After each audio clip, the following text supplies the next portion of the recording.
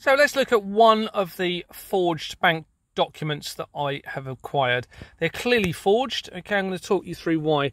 So here is a Lloyds Bank logo at the top. Somebody has deliberately tried to make it look like a Lloyds Bank document. Okay. Now, the only bit I've redacted is this bit here to not identify the management company linked to it. And the first thing you'll notice is the misalignment in the columns. Okay. Oh, why is it not focusing? Now, any bank statement that you have or bank document where there's figures and dates included on a table, you'll see they're aligned, they're consistent, they are uniformed, and that is because they're produced by the software of the bank itself. Okay, and that is standard. That's what normally happens. You can see on here, there is misalignment. Okay, there's complete misalignment, and you'll see that throughout. Over here, there's an amount. Here is an amount section. Now, not only that, but you've got value dates, and yet you have dates and amounts under the same, or sort of under the same heading. You'll also see over here, you have booked date, but there's a date and there's a reference, there's a description. Now, you would not have that if this was authentic. And over here, as I've already pointed out, you would have, there's the amount, but there's no heading above it. This is forged fake bank document. Now, at the bottom here, you'll see it says this is not a statement. Okay, but it also said this report has been produced for internal use only. Now, these documents were obtained from a management company. So, of course, why did they have these documents? If it was produced by the bank, why did they have these documents for their internal use? Now, the management company have confirmed they did get these statements from the banks, these documents from the banks, and I believe them. And I believe them because I contacted the bank directly, Lloyds Bank, and spoke to somebody who was a genuine person. And they were overly keen. Yeah, we'll certify anything you've got. Blah, blah. I said, well, okay, well, I'll send you the documents and the email that they were attached to, because there were some others attached to an email. Can you just confirm they have not been doctored in any way? I sent a number of these documents explaining all of the clear evidence that they're not real, that they've been forged. I never heard from that member of staff again. Never, despite numerous attempts to contact them. Lloyds Bank themselves, a complaint was raised. That has not been closed. It's never been finalised. I haven't heard from them since, one way or another. Now, there's more evidence to that, but these were produced by the bank. They are forged. The only reason you would produce fake figures like this is to hide real figures. Now, these were then sent to Dorset Police, and Dorset Police sent an email saying that they won't obtain evidential statement from the bank. We'll talk about that. The Home Office then refused to intervene. Now, bearing in mind, there's lots of police connections in relation to our management, my block of flats, and we'll talk about that later. But it's really, this is just to show you the bank statements and how poorly forged they are. To explain what Companies House do, this is from their actual website. We incorporate and dissolve limited companies. We register company information and make it available to the public. All limited companies, whether PLC, Limited, LTD, or always forget this one, LLP, all have to register with Companies House. Now, Louise Smith, I've got a video about her, you'll see, is the Registrar of Companies for England and Wales. She works for Companies House, Chief Executive of Companies House. Louise is based at Companies House in Cardiff, where they are. Lisa Davis is the Registrar of Companies for Scotland. Okay, who we are? We employ around 1,000 people in our UK offices. Company registrations for England and Wales are processed in Cardiff. Our responsibilities, and this is important, one of them is to examine and store company information. Remember that. So they look at the incorporation documents and should then make sure that the information is recorded correctly on their register. You'll see evidence that only they could be allowing this fraud to happen. I'm going to show you the Ham and High article in relation to this. This is just cut and pasted in, and this mentions Finchley Road. You'll see this cropping up quite a lot. This is back in 2019. Okay, you can see 12th of September 2019. And it mentions how derelict Finchley Road office was home to tens of thousands of firms and unwittingly linked to mafia, dictators and fraud. The abandoned office is the birthplace of 260,000 companies, including some pressed into service by corrupt politicians and criminals across the globe. As sweeping reforms are planned for the UK corporate register, Hannah Somerville reports. The gutted interior of 788 790 Finchley Road, once a thriving hub in London's company formations. As mentioned here, around 30,000 was set up in the name of an 88-year-old pensioner called Barbara Cahan, who worked for A1. Okay, you'll see A1 and Barbara Cahan. I believe these are false details being used by companies, and the government have been allowing it for decades. An initial director, typically appointed to a newly formed company, but resigns as soon as the company is sold and has no involvement in the ongoing business.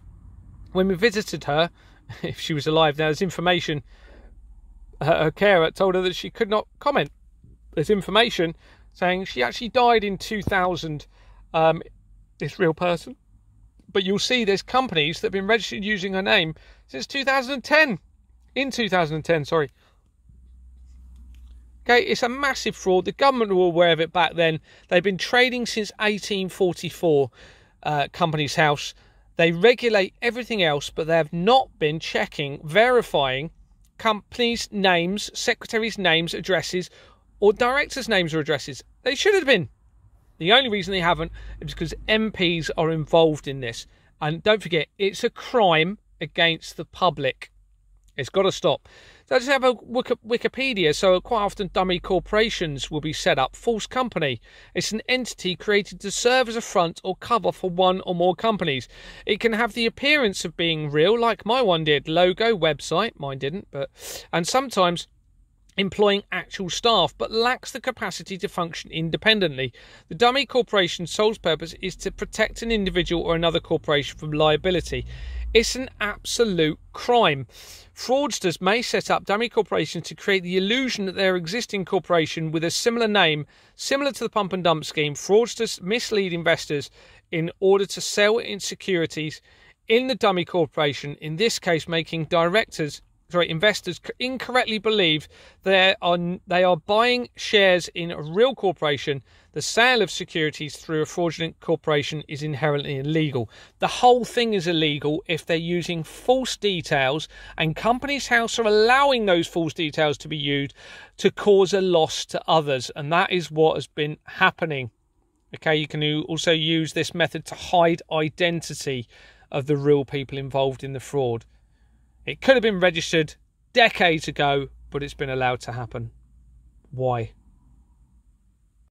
We've talked about the fake bank documents. This is an email from Dorset Police. A police officer within Dorset Police sent it to me on the 14th of August 2023. You can see it's to me here. Okay, sorry, this is just where I forwarded it to myself. You can see it's from a pnn.police.uk. It's a genuine email from the police. Gary Waterman's to me here. Now, this is the important bit. Now, they've had the fake documents. They're clearly fake, and this is the response I've got. Now, bearing in mind I was in the police for 18 years, so I know this is an immunity for those bank documents to be produced and used in crime across society. It's horrendous. I'll read it to you. I've asked the fraud triage team who deal with all bank inquiries to verify this, and have been told they do not provide evidential statements to clarify anything until a suspect has been charged and due to attend court. Now, I know full well, as a former police officer, if you have a forged bank document, the original authentic producer of those documents would have to see it and provide an evidential statement saying, we've seen this and it is not a genuine statement. That is absolutely essential before anyone can go to court. You can't send anyone to court until you have that, okay, because that is the key evidence. And yet here they are saying they won't do it until someone goes to court. That won't happen. It's a loophole, and this is by the police. Now, this has been given to the Home Office, to the Serious Fraud Office, and to the Independent Office for Police Conduct, and all of them have refused to intervene. That means they're all involved in allowing these fake bank documents to be allowed across society to be used to defraud the public. It's horrendous. And I've had another email from the sergeant within the Economic Crime Unit in relation to it. I'll just read the rest of it actually before I explain something else. Okay, this is due to the amount of statements that would be required to provide in any case, and then it not be charged with it and no evidential purpose. Well, that's absolutely rubbish. By the way, this sergeant's been told to say this, so I have nothing personally against this person. Has been told to say this, so I have nothing personal against this officer. He was a liaison with the department and myself. However, I know full well it would be one very simple statement from the bank saying we have, words to the effect of, we have been shown this document by PC so-and-so, we have checked our records and can confirm that the details contained within this document are not correct, and therefore you can also tell from the document itself that it has not been produced by Lloyds Bank and therefore it is not authentic. Something along the lines of that. It's very simple, one statement, and that would be enough to charge somebody to go to court. Obviously, you'd have to interview the person and some other... But that is not true at all, what they've said. And it goes on to say the banks will not even look at the statements we provide, as it is not in their interest until a case goes to court. Of course, it's not in their interest to show that they're involved in crime. Is it in the public's interest? Absolutely. There's billions of pounds worth of fraud in relation to this. But of course, it's in the interest of the public. But here you go. An immunity. Now, I also had another email from a sergeant within the Economic Crime Unit. Okay, confirming the same thing. Again, that shows it's not just this officer and that it is a system and government-led fraud allowing this to happen. It's very, very serious indeed. Those bank documents are clearly forged and being used in relation to taxpayers' money. Now, you need to remember, I can't remember if I mentioned it in other videos, but information has been leaked from the Economic Crime Unit to a shareholder within my company's husband, even though he was named as a prime suspect in this fraud, and me having overwhelming evidence that his friend, who is an accountant, had been using those forged bank documents. Also, his wife is a former NHS chief executive, was in charge of a £700 million NHS budget and was in charge of 10,000 staff. And yet they fed information back to her husband, leaked it from this investigation. You would not do that. I know that full well.